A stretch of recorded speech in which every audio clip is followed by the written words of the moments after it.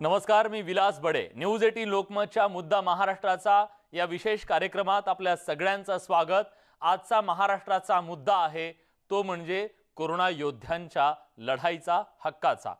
कोरोनाच्या आपल्या संपूर्ण लढ्यात आपल्या जीवाची पर्वा न करता अहोरात्र आपलं कर्तव्य बजावणाऱ्या डॉक्टर आणि कर्मचाऱ्यांवर होणाऱ्या हल्ल्यांच्या विरोधात राज्यभरातील खासगी रुग्णालयातल्या डॉक्टरांनी आंदोलनाचा नारा दिलाय। तसंच कोरोना काळात काम करणाऱ्या इतर कर्मचाऱ्यांना सुद्धा सेवेत रुजू करून घ्या अशी मागणी डॉक्टरांकडून करण्यात आली आहे। इतकंच नाही तर या आंदोलनाच्या पार्श्वभूमीवर सेव्ह द डॉक्टर हा हॅशटॅग ट्रेंड करून सोशल मीडियावर विशेष मोहीम राबवली जाते। गेल्या अनेक दिवसांपासून डॉक्टरांवर हल्ल्यांचं प्रमाण वाढलंय, त्यामुळे हे हल्ले कधी थांबणार आणि या डॉक्टरांची हाक प्रशासन केव्हा ऐकणार? तिकडे उपराजधानी नागपूरमध्ये डॉक्टरांनी लाक्षणिक आंदोलन पुकारलं। नागपूरच्या IMAचे डॉक्टर संपावर असून त्यांनी नागपूरच्या जिल्हाधिकाऱ्यांना निवेदन देखील दिलं।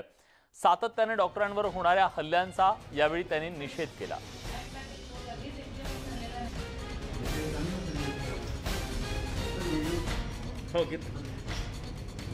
नागपूरमध्ये डॉक्टरांनी आज एकत्र येत आपलं गाऱ्हाणं जिल्हाधिकाऱ्यांकडे मांडलं। काळ्या फिती सुद्धा त्यांनी बांधल्या आणि सातत्याने होणाऱ्या हल्ल्यांचा निषेध सुद्धा त्यांनी व्यक्त केला आणि त्यानंतर जिल्हाधिकाऱ्यांना एक निवेदन देऊन आपलं गाऱ्हाणं त्यांच्या पुढे मांडलेलं आहे। डॉक्टरांनी कोरोनाच्या या संकट काळात खूप मोठं योगदान दिलेलं आहे।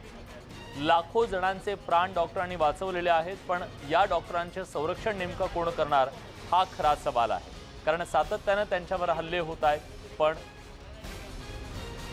त्यांना न्याय कधी हा सवाल आहे। तुषार कोहळे आपले प्रतिनिधी नागपूरहून आता आपल्या सोबत आहेत। आपण थेट नागपूरला जातोय। तुषार, आज डॉक्टरांनी आंदोलन केलं IMAच्या, या डॉक्टरांचं नेमकं काय म्हणणं होतं? तुम्ही त्यांच्याशी बोललात का आणि त्यांनी काय अल्टिमेटम दिलाय? विलास, मी सध्या नागपूर IMAच्या कार्यालयापुढे आहे आणि आपण आताही बघू शकतो की काही डॉक्टर्स इथे आपल्यासोबत आहे। त्यांच्या ज्या काही मागण्या होत्या त्यांनी त्या फलकाच्या माध्यमातून इथे जेव्हा त्यांनी प्रदर्शन केलं तेव्हा देखील मांडलेल्या होत्या। जिल्हाधिकाऱ्यांना भेटले तेव्हा देखील त्यांनी मांडल्या आणि त्यांनी 1 दिवसाचा लाक्षणिक संप केलेला आहे। त्यांच्या नेमक्या काय मागण्या हे आपण जाणून घेऊया। मला एक सांगा की 1 दिवसाचा लाक्षणिक संप होता, तुमच्या काय प्रमुख मागण्या आहे आणि कलेक्टरांना जेव्हा तुम्ही बोलले तेव्हा त्यांनी काय आश्वासन दिलं? बघा, मागण्या जे आहे ते आहे की stop violence against the doctors. कारण ज्या रीतीने लोक पेशंट्स किंवा त्यांचे नातेवाईक जो अपना गुस्सा जो है उनको कोई तकलीफ़ हो जाती है या कुछ अनएक्सपेक्टेड जब हो जाता है तो वो हॉस्पिटल्स पर और डॉक्टर्स पर और हेल्थ केयर वर्कर्स पर अटैक कर रहा है। तो हमारी यही लोगों से और सबसे जो रिक्वेस्ट है वो ये है कि stop the violence against doctors. आपको तकलीफ़ हो सकती है या आपको अगर कोई ग्रीवेंस है तो आपने अप्रोप्रिएट फोरम में जाना चाहिए, न कि किसी पब्लिक प्रॉपर्टी की या हॉस्पिटल का कोई नुकसान पहुंचाना चाहिए, क्योंकि इसका अल्टीमेटली सफ़र जो होगा वो सोसाइटी होगी।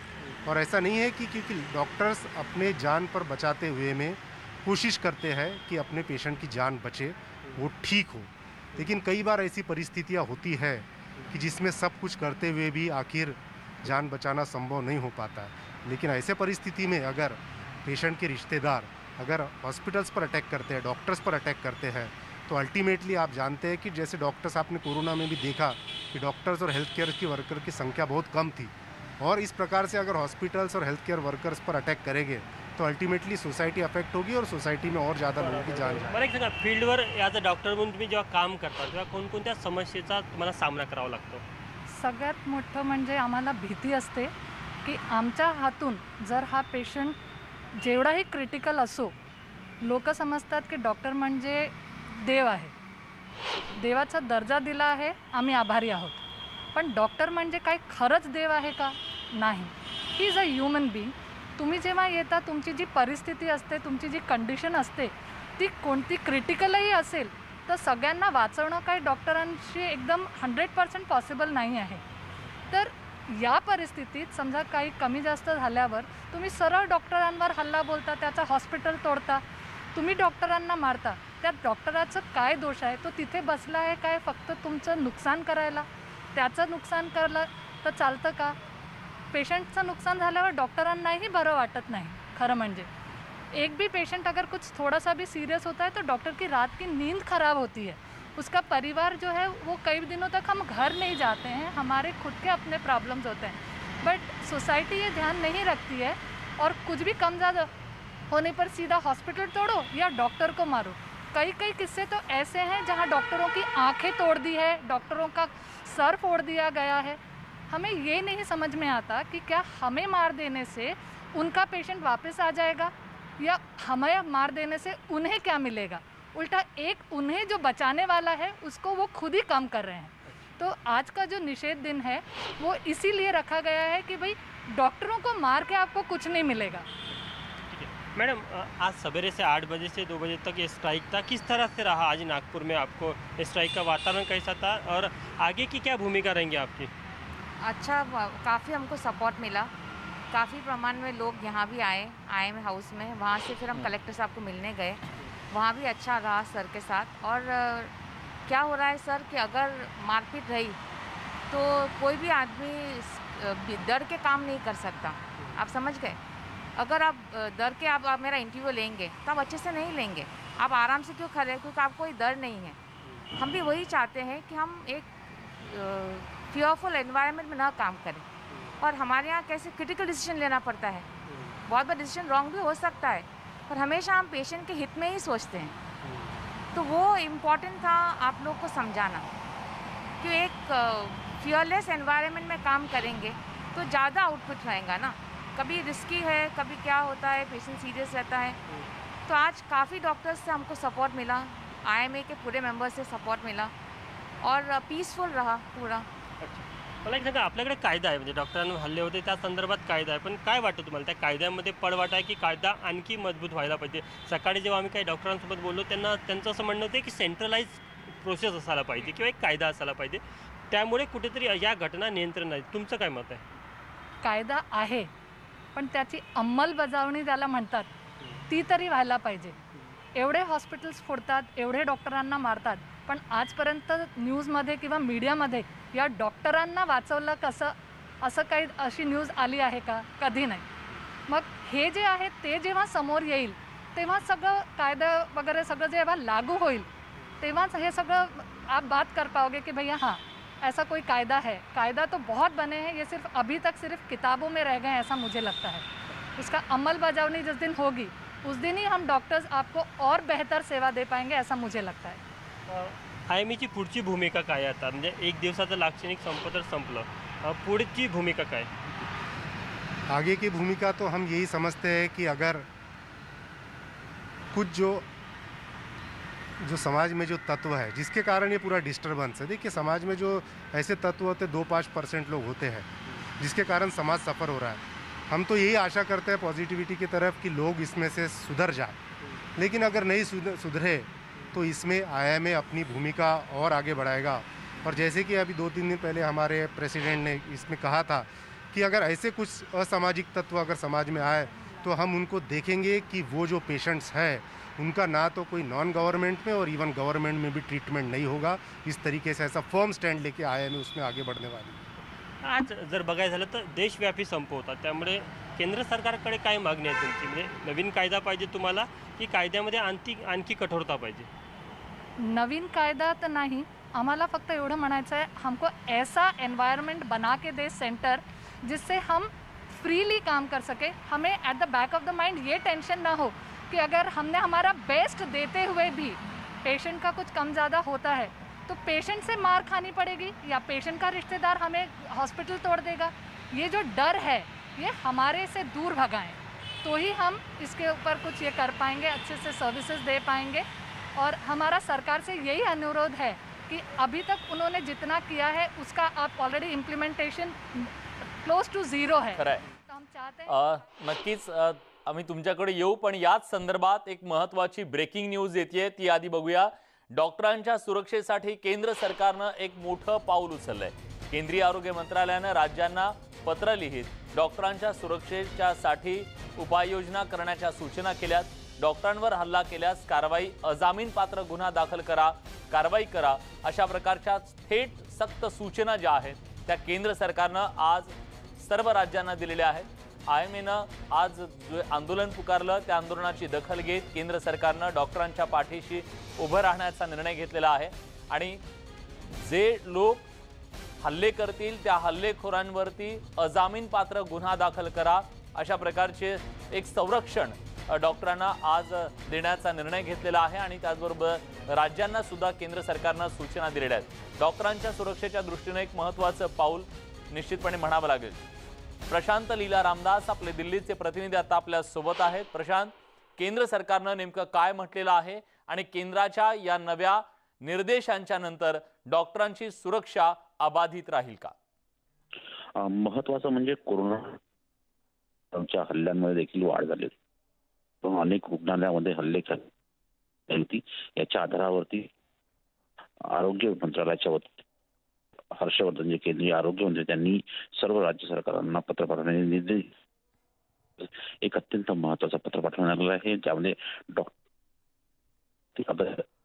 घ्यावी आणि डॉक्टरांवरती होऊ नये या प्रकारची देखील आपल्याला माहिती असेल। काही तांत्रिक कारणामुळे प्रशांत यांचा आवाज आपल्यापर्यंत नीट पोहोचत नाहीये, पण या घडीची सगळ्यात महत्त्वाची मोठी बातमी म्हणावी लागेल, कारण केंद्र सरकारनं आता राज्यांना पत्र लिहिलेलं आहे की डॉक्टरांवर जे हल्ले करतील त्यांच्यावर कठोर कारवाई करा आणि अजामीन पात्र गुन्हे त्यांच्यावर दाखल करा।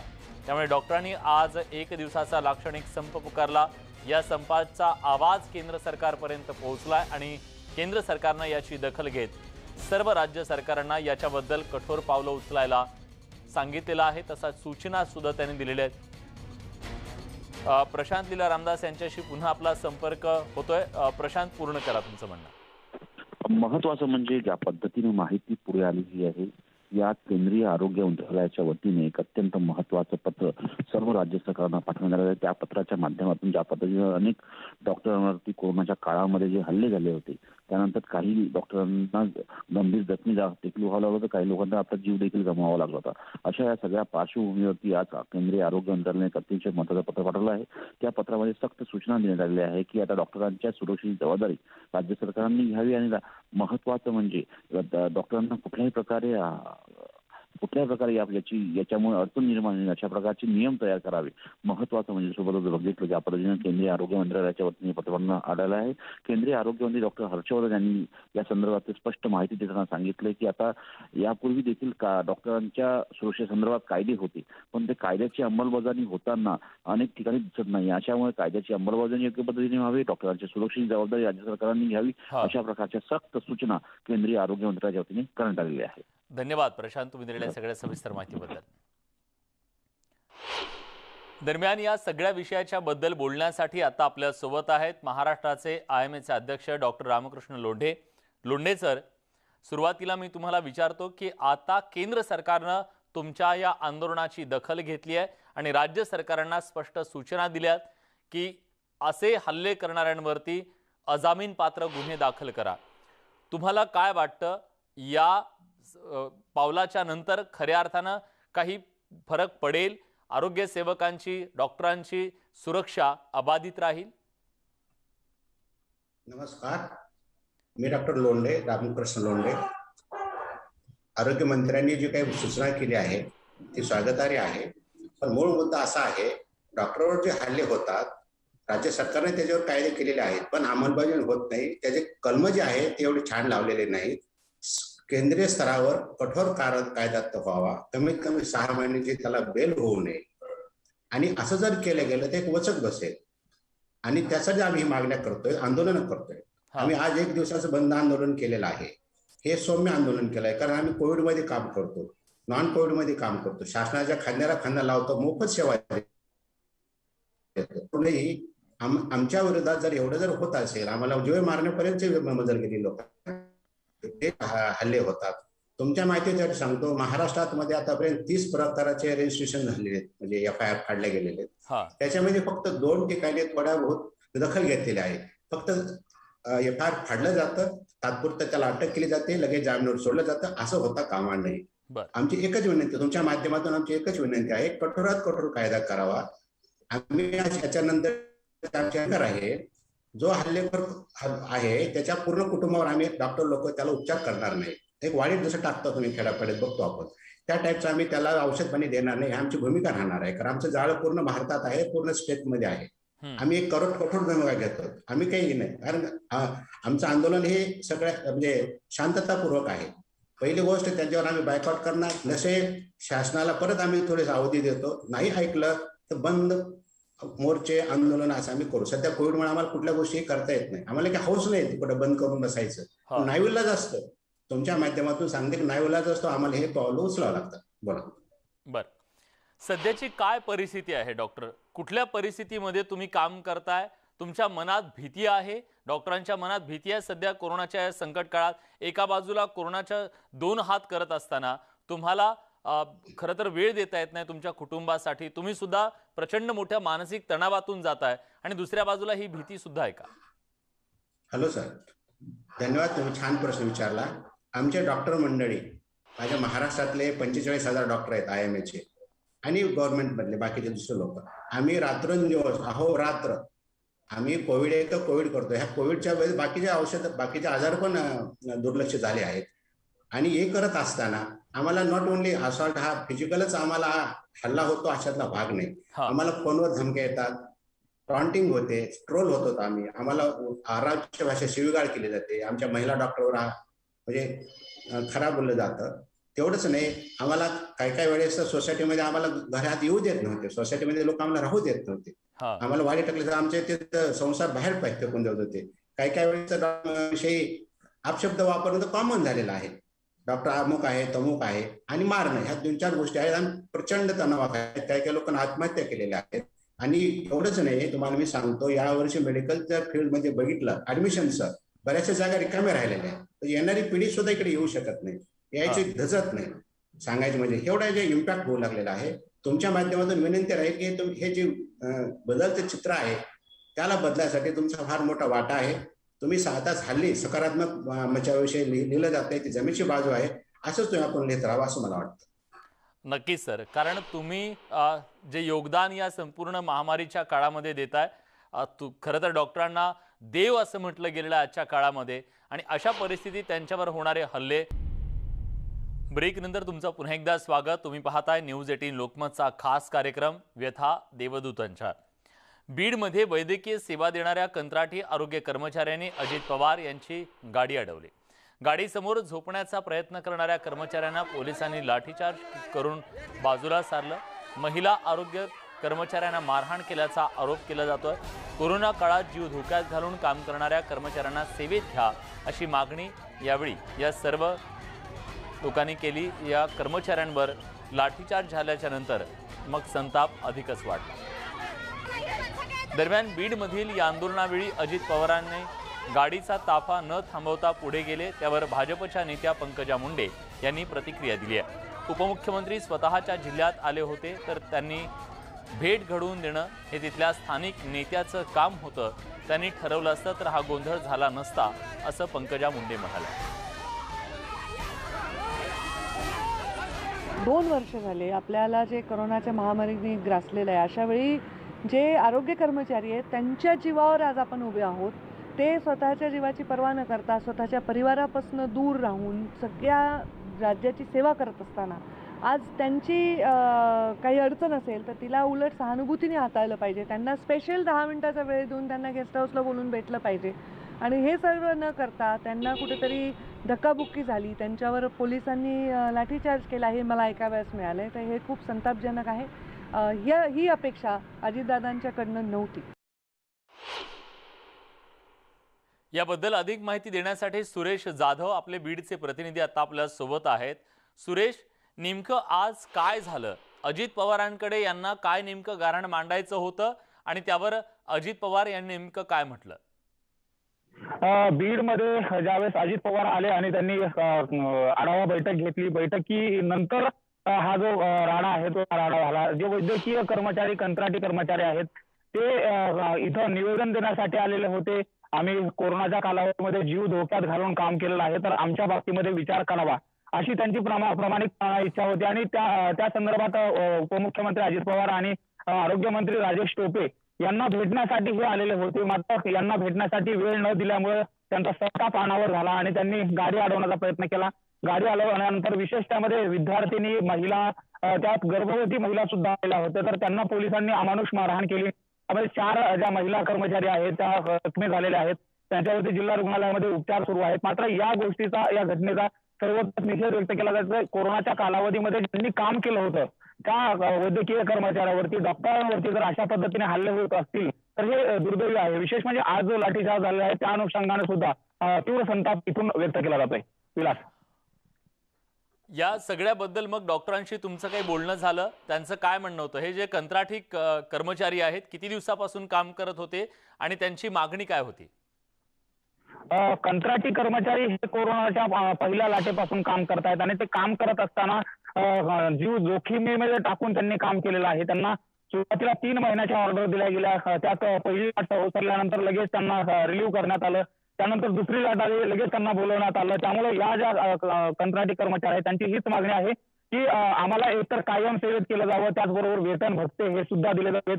आणि जी आजची घटना घडली या संदर्भामध्ये मात्र इथले जे खासगी डॉक्टर आहेत त्यांच्याकडून सुद्धा या संदर्भामध्ये तीव्र नाराजी व्यक्त सुरेश, केली जाते. तुमच्या बाजूला काही डॉक्टर दिसत आहेत, त्या डॉक्टरांशी तुम्ही बोलू शकता. सर, जे आजचा हल्ला झालेला आणि त्याचबरोबर डॉक्टरांवरती वारंवार जे हल्ले होत आहेत त्या संदर्भात आज तुम्ही राज्यभर सर्वच ठिकाणी निदर्शनं करताय. काय तुमची मागणी आहे आणि काय बीडची परिस्थिती आहे? इंडियन मेडिकल असोसिएशन ही जी भारतभरामध्ये काम करणारी डॉक्टरांची संघटना आहे, त्यांनी वेळोवेळी डॉक्टरांना आणि रुग्णालयात होणाऱ्या हल्ल्यांबाबत आज नॅशनल प्रोटेस्ट डे ठेवलेला आहे. बीड शहरातील आम्ही डॉक्टर दवाखाना बंद केलेला नाही, कारण कोरोनाचा काळ आहे. आम्ही काळ्या फिती लावून काम केलेलं आहे. आम्ही आमच्या मागण्यांचे निवेदन हे लोकप्रतिनिधींना दिलेले आहे, कलेक्टरांना दिलेले आहे आणि वर्तमानपत्रांमधून आम्ही सर्व जनतेशी संपर्क साधला आहे. याशिवाय बीड शहरातील वेगवेगळ्या प्रतिष्ठित संस्थांनी आम्हाला पत्राद्वारे, जसं जिल्हा वकील संघ आहे, माहेश्वरी संघ आहे, यांनी आम्हाला पत्राद्वारे कळवलं आहे की तुमची मागणी रास्त आहे. आमची मागणी अशी आहे की हॉस्पिटल व डॉक्टरवर हल्ले करणाऱ्यांविरुद्ध केंद्राने काहीतरी कडक कायदा केला पाहिजे. ते CRPC मध्ये इन्क्लूड केला पाहिजे. अशा ज्या केसेस होतील रुग्णालयांवर हल्ल्याच्या, त्यांना फास्ट ट्रॅक कोर्ट मध्ये चालवल्या गेलं पाहिजे. म्हणजे वारंवार हल्ले तर होत असतात, मात्र आजची जी घटना आहे ती सुद्धा दुर्दैवी आहे. जे वैद्यकीय काम करणारे डॉक्टर्स आहेत, त्याच्यामध्ये नर्स आहेत, स्टाफ नर्स आहेत, वार्ड आहेत, त्यांच्यावरती पोलिसांनी हल्ला केला. 3-4 जण जखमी झालेले. त्या संदर्भात काय? नाही, हे देखील दुर्दैवीच घटना मानायला लागेल. सर्वात प्रथम डॉक्टरांच्या वरील होणाऱ्या हल्ल्याबद्दल, आवाज उठवल्याबद्दल IBN लोकमतचे हार्दिक आभार व्यक्त करतो. आणि डॉक्टरांवरती जे वारंवार हल्ले केले जातात त्याची कारणं वेगवेगळी असतात. काही वेळेला रुग्णाचा मृत्यू झाल्यामुळे होतो, काही वेळेला रुग्णसेवा अपुरी असल्यामुळे होतो, काही वेळेला बिलाच्या संदर्भात होतात काढणं. त्यामुळे डॉक्टरांवरती वारंवार हल्ले केले जातात. हे कुठेतरी थांबायला हवं, कारण अशा घटनांमुळे डॉक्टरांचं मनोधैर्य खच्चीकरण होत असतं आणि ही काही चांगली गोष्ट किंवा हितावह गोष्ट नाहीये. नक्कीच. तेव्हा डॉक्टरांचं म्हणणं आहे की त्यांचं मनोधैर्य सध्या खच्ची होत आहे. संकटात मध्ये खरं तर इतकी सगळी सेवा देत असताना सुद्धा त्यांच्या मनातली ही भीती अतिशय दुर्दैवी आहे. धन्यवाद. आपल्यासोबत सुरेश जाधव होते बीडवरून आणि काही डॉक्टर सुद्धा त्यांच्यासोबत होते. आपल्यासोबत आता इंडियन मेडिकल असोसिएशनचे अध्यक्ष डॉक्टर रामकृष्ण लोंढे सर आहेत. लोंढे सर, जेव्हा एखाद्या डॉक्टरवर हल्ला होतो, हल्ला झाल्यानंतर स्वाभाविकपणे तुम्ही पोलिसांकडे त्याच्याबद्दलची दाद मागता. दाद मागितल्यानंतर तुम्हाला कशा प्रकारची ट्रीटमेंट पोलिसांकडून मिळते? तुम्ही समाधानी असतात का त्याबद्दल? पुढे जी कारवाई केली जाते त्याबद्दल? नमस्कार, चांगला प्रश्न विचारला. पहिली गोष्ट, जेव्हा आम्ही गुन्हा दाखल करायला पोलीस स्टेशनला जातो तेव्हा एक दोन डॉक्टर जर असतील तर तिथे दखल घेतली नाही, जात नाही. जेव्हा आम्ही ग्रुपने जातो, आता उदाहरण म्हणजे परवा शनिवारी माझ्याकडे स्वतःच्या हॉस्पिटल समोर घटना घडलेली सांगतो. मारपीट झाली आमच्या मुलाला. मुलगा डॉक्टरचे माझा. इथं हॉस्पिटल म्हणजे गव्हर्नमेंटचं वॅक्सिनेशन सेंटर आहे, लसीकरण केंद्र मोफत माझं हॉस्पिटल दिले चालू आहे त्यांना. तिथं झाली घटना. आम्ही जेव्हा डॉक्टर 50 डॉक्टर जमलो, पोलीस स्टेशनला गेलो. त्यांनी पोलीस स्टेशनला आमच्या 50 म्हणजे घेतलं मॉबचं आणि त्यांनी काळजी म्हणजे लागलेच गुन्हा नोंदण्याचं नोंद केली, वेगवेगळे कलम लावले, आपत्ती निवारण कायदा लावला आणि तो कल्पित बॅन तो अटक झाला. हा एक मुद्दा झाला. परंतु बहुतेक वेळेस डॉक्टर लोकच्या जेव्हा गुन्हे दाखल केले जातात तेव्हा दखल घेतली जात नाही. विरोध पक्षी जेव्हा डॉक्टरच्या विरोधात गुन्हा दाखल केला जातो तेव्हा लागले डॉक्टरला अटक केली जाते, लगेच त्याच्यावर ऍक्शन घेतली जाते. हे भेदभाव नसायला पाहिजे. हल्ली कोरोनाच्या काळामध्ये जरा चित्र बदललेलं आहे, मगाशी म्हटल्याप्रमाणे. सध्याच्या वातावरण ठीक आहे, पण असे साधे गुन्हा दाखल करून फायदा नाही.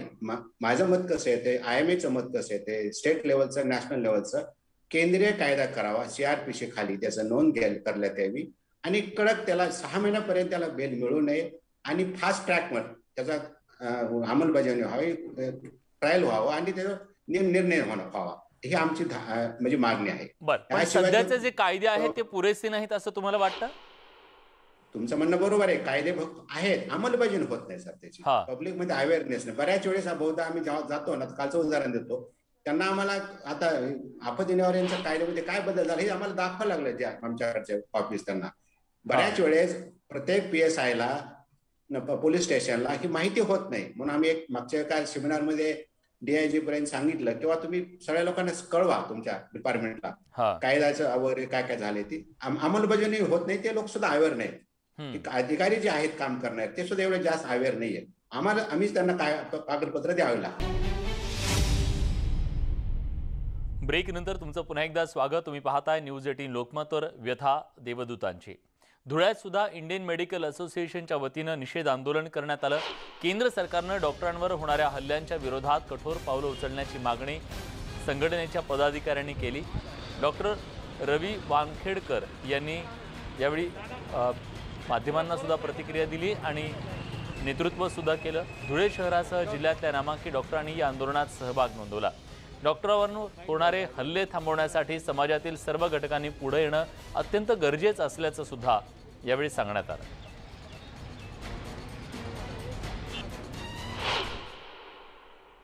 अनेक ठिकाणी दुर्दैवाने डॉक्टरांवर आणि हॉस्पिटल्सवर प्राणघातक हल्ले होत आहेत. ही अतिशय दुर्दैवी घटना आहे.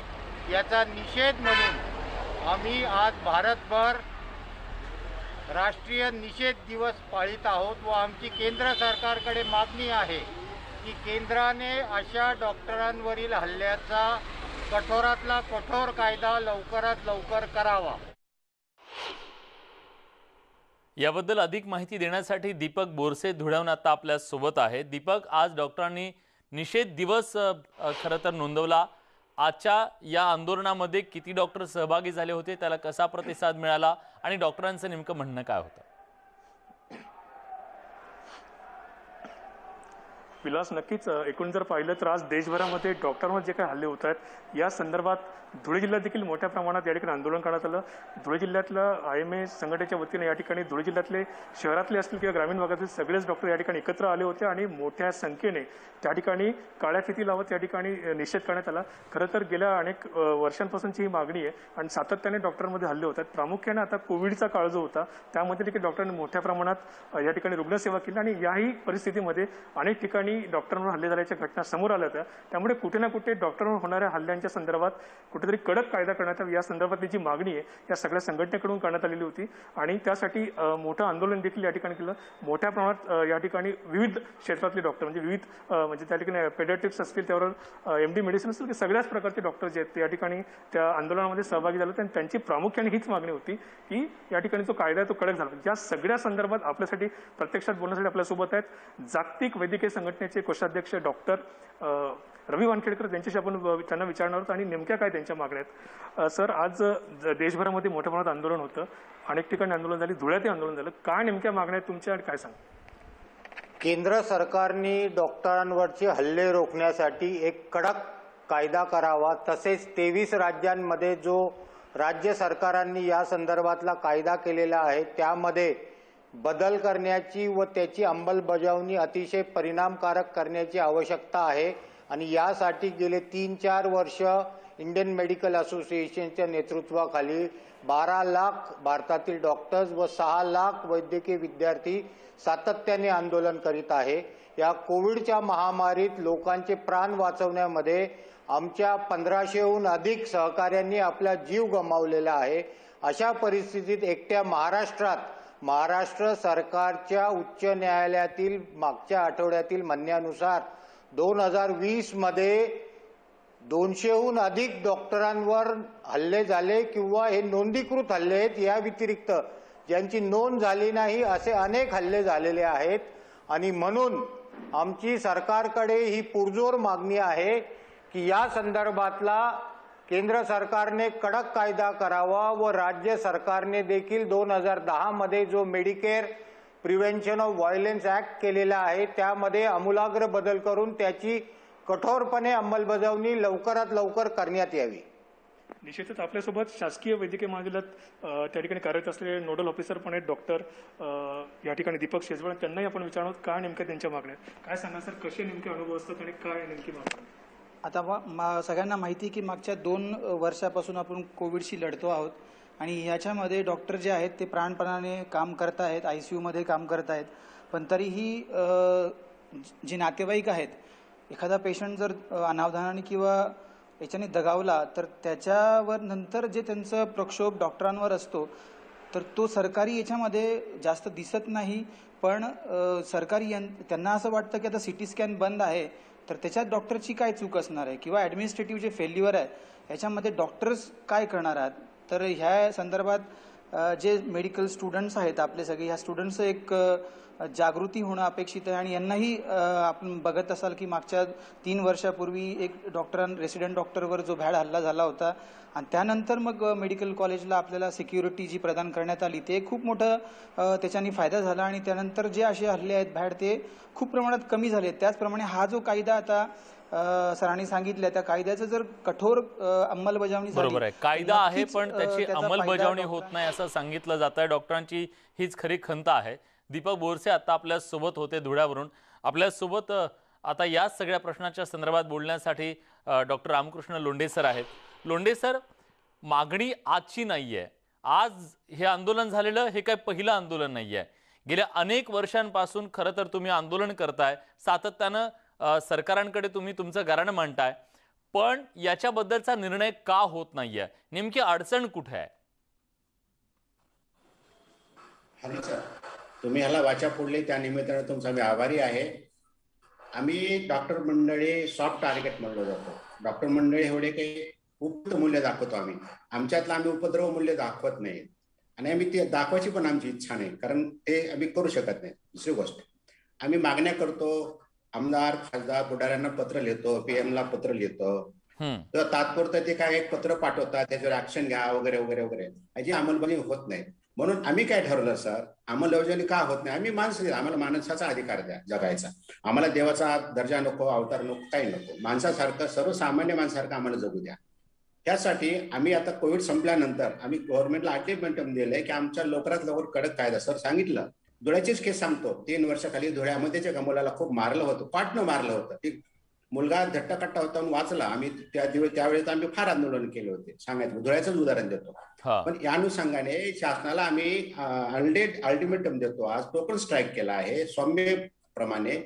गव्हर्नमेंटनं जर ऐकलंच नाही, एक 8-10 दिवसात 15 दिवसात ऐकलं नाही तर तीव्र स्वरूपाचं आंदोलन करू, विशेषतः कोविड संपल्यानंतर. कारण कोविड आहे, कारण पेशंटला आम्ही वाऱ्यावर सोडून कुठे जाऊ शकत नाही. आणि हीच खरी संवेदनशीलता आहे सर.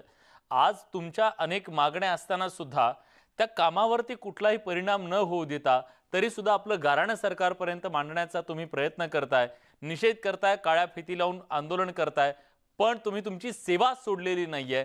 खरं तर ही खूप मोठी गोष्ट आहे. धन्यवाद. न्यूज 18 लोकमतवर तुम्ही येऊन सविस्तरपणे डॉक्टरांची सगळी बाजू मांडली त्याबद्दल. आणि याचसोबत या विशेष कार्यक्रमात आणखी एक छोटासा ब्रेक घेतोय. कुठेही जाऊ नका, पहा फक्त न्यूज 18 लोकमत. ब्रेक नंतर तुमचं पुन्हा एकदा स्वागत. यानंतर जाणून घेऊयात आमच्या विशेष मोहिमेबद्दल, संजीवनीबद्दल. नेटवर्क 18 फेडरल बँकेचा उपक्रम संजीवनी गाडी ही भारतभरातील कोविडग्रस्त जिल्ह्यातून सध्या फिरते. आपण ही लसीकरणाबाबतच्या आमच्या या संयुक्त मोहिमेला भरभरून पाठिंबा द्या. लसीकरणाचं महत्त्व अधोरेखित करूया. आता पाहूया सी संजीवनीची गाडी आज कुठे पोहोचली आहे.